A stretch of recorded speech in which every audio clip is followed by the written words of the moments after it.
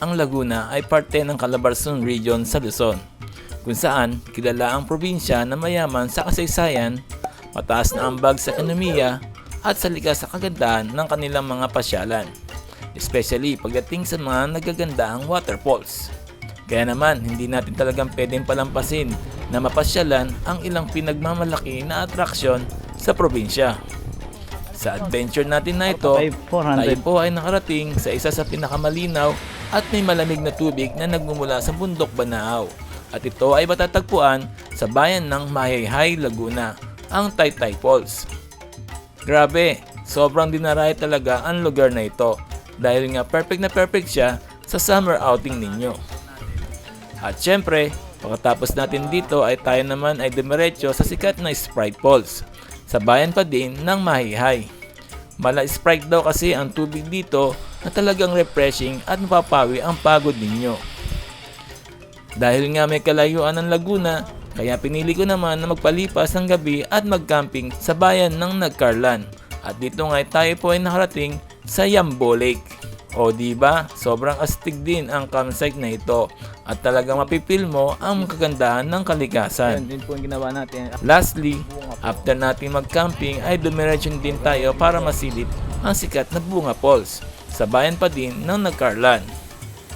Astig diba, sa 2 days and 1 night natin na nature trip ay talagang madami ka nang pwedeng mapasyalan na budget friendly na attraction dito sa Laguna. Forest.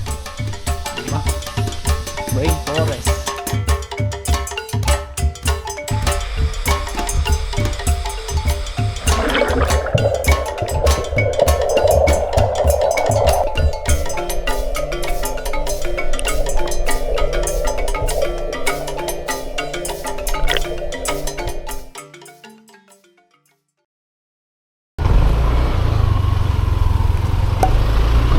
Isa po tayo sa Taytay Falls. Our next destination is Sprite Falls naman, which is 4.8 kilometers yung layo niya mula dito sa Taytay. At isa ring magandang paliguan na malinis at malinaw na tubig. At syempre, kaya tinawag na Sprite dahil kakulay doon ng Sprite. Really, nigga? Yung falls na yon, yung tubig doon. Alright, so hopefully wag na tayong budulin ulit ni Google. You know? Grabe, napakalamig doon sa Taytay Falls. Talagang mangangatog kayo. Kahit summer sigurado mangangatog kayo Ayun, so samahan niyo ako guys. At hopefully magustuhan niyo pa rin itong ating adventure dito sa Laguna. Oh yeah,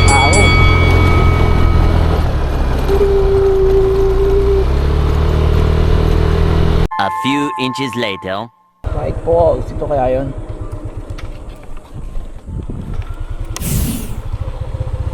Ay, dito ba yung sa Sprite Falls? Parking tayo. Okay, so 20 pesos parking fee dito sa may Barangay Piet. Barangay hall ito Ito yung barangay hall nila. So safe naman ito si tatay, gabantay. At may puno pa ng langka. Oh. Di ba?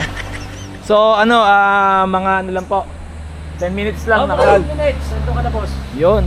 Tapos ito pala yung parking nila, okay. Pagka 4 wheels 50, 3 wheels 30, 2 wheels 20. Yun Entrance sa Barangay na pala. 75. Day tour tsaka overnight. So tara, puntahan natin. Sige boss. Hindi pa.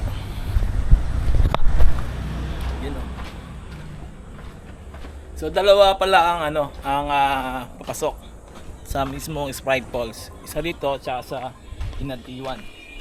Hello. So dito puro palsong pababa. Kaya mas madali. Dun sa kabila daw ay mga 20 minutes yung papunta. Kaya ito goods for medyo may kakayanan pa mag-trekking. Okay. Yun. At pala may senyas ayun, dire-diretso lang to. Okay, salamat. Sa kanan. Yun Yun, no? Sige po. Yes, salamat kuya. Yun, no? Medyo bukid ng konti. Our second destination na falls hunting dito sa Laguna. Kapa, itong adventure na.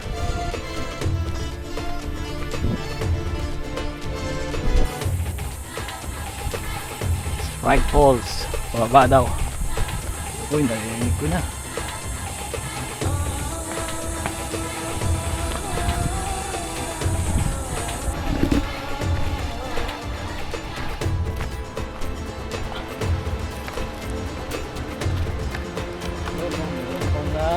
Right.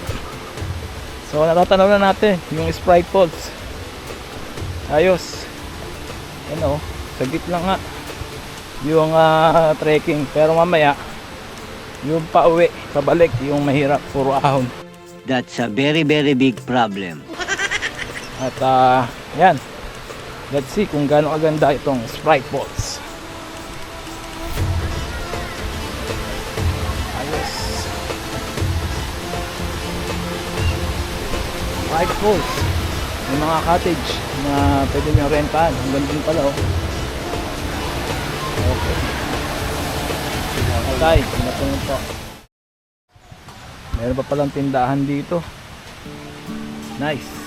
So, kung gusto niyo mag-overnight, swak na swak pala kayo dito. Ayan, oh. Sigitan pa natin.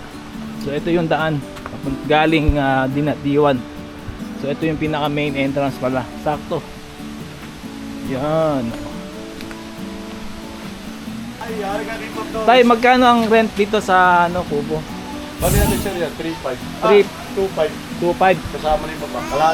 Kung bakit dalawang kwarto na yan. Oh, isa lang. Double ticket. Pero yung normal na cottage po, 500. 500. Pinaka ang umbrella, 300. Depende sa umbrella. Meron kasi sa baba, 500. Apo. Ito sa taas, 300. Ito pong light vest, magkano rentahan? Ito yan pa rin. 50. Pati itong salbabida po. Parehas yan. Ayos, oh. So, explore natin itong itong Sprite Falls. Yan yung cottages, 300 to 500 pala yung rate nila. Yun. At syempre may mga shower room. Madami din pala CR sa shower room. At ito pa, may cottage pa doon. Right. Sprite Falls dito sa Mahayhay, Laguna. So ito yung pinakabatis niya. Yan, oh. At napakagandang lugar, lamig ng tubig. At ayan yung paliguan. Yan, oh. Babaw lang dito, pwede pang bata. Tapos pagdating doon sa may mismong falls ay medyo may kalaliman na. Kaya dapat marunong kayo lumangoy. Alright. So yan, yung Sprite Falls. Kasing kulay ng Sprite, yung kulay ng tubig dito, kaya tinawag nila Sprite Falls. At pagka weekends, maraming naliligo rito, kaya mas magandang weekdays kayo pupunta para hindi ganong karamihan at talaga may enjoy nyo yung ganda ng lugar. Grabe. So yung tubig na yan nanggagaling sa Mount Banahaw Rainforest. At talagang sulit yung pagpunta nyo rito sa may Sprite Falls. Ano? Sweet. Panalo. Hanggang doon, pwede pa ron, tsaka sa baba, pwede pa maligo ron. Ayos. Saan ka pa? With adventure na Sprite Falls dito sa Mahayhay, Laguna. Yeah.